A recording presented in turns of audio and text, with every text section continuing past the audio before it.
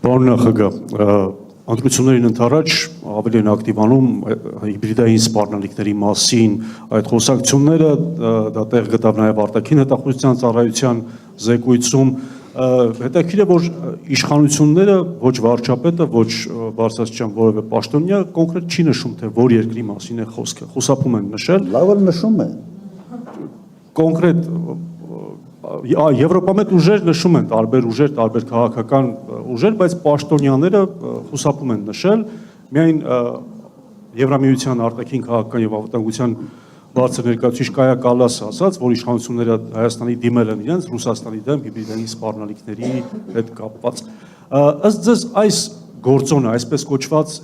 հիբրիդային սպառնալիքի այս հատվածը, այս հակառակորդը ինչպես կարող է ազդել ընտրությունների վրա, ինչ լրացուցիչ դիվիդենտներ կարող է տալ քաղաքական ուժին իշխող։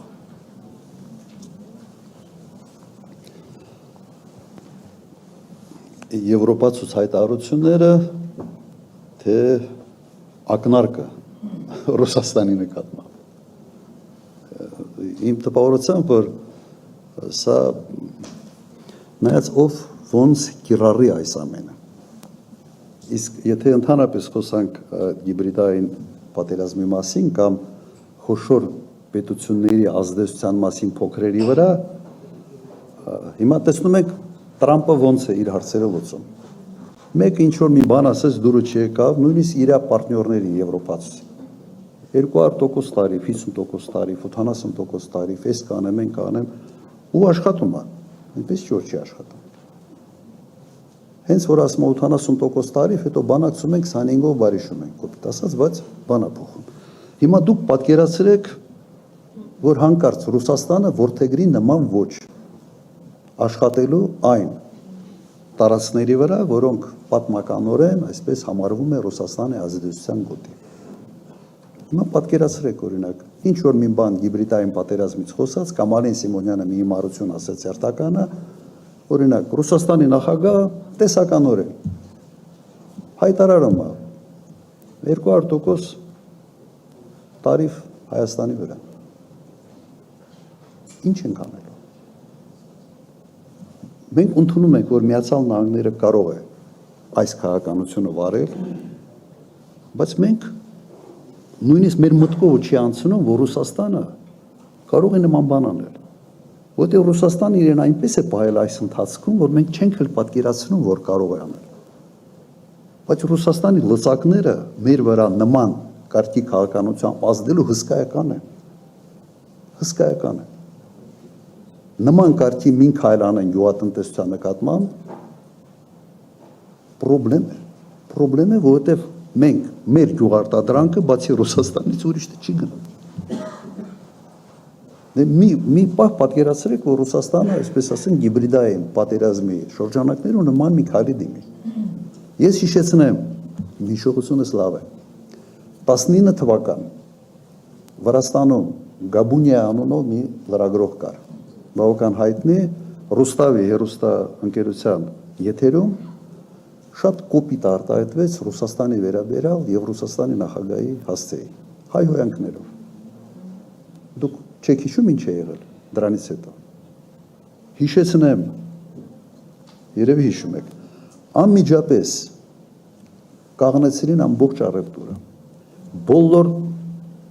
թռիչքները չեղարկեցին, դա եղավ հուլիսի սկիզբ, ոչ մի ինքնաթիռ այլևս այդ հաղորդակցությունը օդային կտրեցին, հսկայական կորուստներ ունեցավ ամբողջ Վրաստանի բիզնեսը, տուրիստական սեզոնը մեռավ, որտեղ 70%-ը Ռուսաստանի քաղաքացիներն էին։ Վրացիք այդ լրագրողին գործից հանեցին, ներողություն խնդրեցին եւ ժողովուրդը հասկացավ, թե ինչքան է իր տնտեսությունը, իր բարեկեցությունը ամեն մարդու, ինչքան է կախված Ռուսաստանից։ Բաթումի այդ հյուրանոցների այդ ամառը դատարկ է։ Ինչի համար եմ ես դա հիշեցնում։ Որտեղ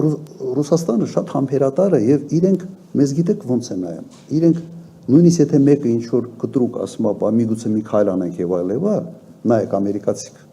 ինչ են անում։ Ասում են, բայց հայ ժողովուրդը մեր մասին ինչ կմտածի։ Շատ զգայուն են նրա վերաբերյալ, թե մեր ժողովուրդը ինչ կմտածի Ռուսաստանի նկատմամբ։ Սա գալիս է մեր sense ընդհանուր անցյալից, գալիս է որ մեկ երկրում ենք եղել, շատ գործոններ կա, նաև մշակութային կապերից, ազնական կապերից, սրանից է գալիս։ Բայց պատկերացրու, եթե մի պահ ուղղակի պատկերացրեք, եթե սկսեն վարվել Միացյալ Նահանգների պես։ Տրամպը չի մտածում, մեքսիկացին ինչ կմտածի, երբ որ ասում է տարիֆները 100% քննարկենք, կամ կանադացուց չի մտածում նա ինչ է մտածելու։ Իր ձեռքին այս լծակը կա, կիրառում է, ասում է, հնարավորություն ունեմ, անում եմ։ Ու մենք դա չենք գնահատում, հակառակը, մենք Ռուսաստանի հասցեին ինչ ասես ուղղակի կամ անուղղակի փորձում ենք ցեղ շպրտել Ռուսաստանի վրա, չմտածելով, թե ինչ կարգի լծակներ ունի այդ երկիրը ազդելու համար մեր ժողովրդի տրամադրության վրա։ Ոչ միայն գյուղատնտեսությունը։ Դուք վերցրեք, վերջերս հրապարակվել է հարկատուների, խոշոր հարկատուների ցուցակը։ Վերևի 10 վերցրեք։ Դրանից 8 ամբողջությամբ փող են աշխատում Ռուսաստանի հետ հարաբերությունների վրա։ Մի հատ այս սենց մի հատ բանով կարան դրանց մուտքը Ռուսաստան փակեն։ Մի հատ այս սենց բան։ Դուք ճիշտ հասկացեք իրավիճակը։ Եթե փորձ են նման բան անել, ես առաջինն եմ լինելու, որ խնդրելու եմ չանեն, իմ կապերը օգտագործելով։ Բայց ես նաև պրագմատիկ հասկանում եմ, որ ինչ կարգի ազդեցություն կարող են ունենալ։ Եթե սա է հիբրիդային պատերազմը, հիմա ինչ ասեմ, դա ուղղակի բան է, ամոթ է։ Պարոն նախագահ, իսկ այդ խաղաթուղթը որքանով կաշխատի հօգուտ իշխանությունների ընտրությունների ժամանակ այդ։ Հիմա ես ինչի համար այսքան ասացի։ Եթե այդ խաղաթուղթը սկսի նաև Ռուսաստանը կիրառել, ինչ ենք անելու։ Ես չգիտեմ ինչ են անել։ Այս խաղաթուղթը իրենք այո օգտագործելու են։ Ամեն կերպ փորձելու են սերմանել հակառուսաստանյան տրամադրությունները Հայաստանում։ Նա ինչ անում են։ Ենթադրում եմ, որ ազդեցություն ունենալու է։ Եվրոպացիք հեսա մայիսին գալու են Հայաստան, ինչ կարգի հայտարարություններ, ասես անելու են։ Իմիջիալս դա նույն Եվրոպան է, որ ասենց լավ խրախուսեց ուկրաինացուց մտնել խորը, ասենց պատերազմի մեջ, եւ հիմա ինչ։ Ստամբուլում պայմանավորում էին 22 թիվ ապրիլ ամիս։ Ընդամենը 1.5 ամիս էր պատերազմը, 1.5-2 ամիս։ Եվրոպացուց ակտիվ մասնակցությամբ ձախողել են բանակցությունները։ Եվ արդեն 4-րդ տարին է։ Ազդելու է։ Ինչ ենք անելու, պիտի փորձենք հակազդել։ Նաև նման կարգի մամուլի ասուլիսներով։ Եվ կրկնում եմ, խոսքը ռուսականության, հակառուսականության մասին չի։ Խոսքը պրագմատիկ մոտեցումների մասին է։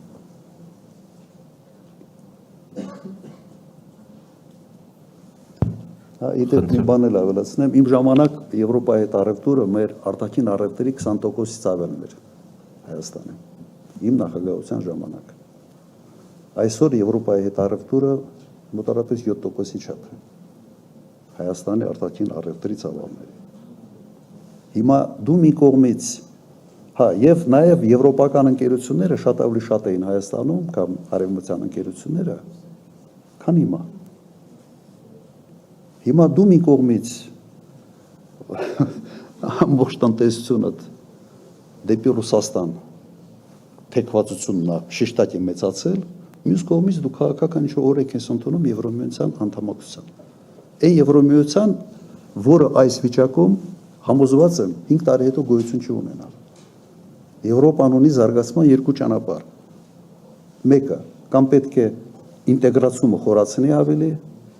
սեփական զինված ուժեր եւ այլ, կամ պետք է մի երկու քայլ հետ գնա, ավելի տնտեսական կառույց դառնա եւ ես համոզված եմ, որ երկրորդ ճանապարհն է լինելու։ Մեկ ընտրական ցիկլից հետո Եվրոպայում 26-27 թվականներին հետ են գնալու մի երկու քայլ։ Բրյուսելը ասենց քաղաքական որպես միավոր համոզված են, որ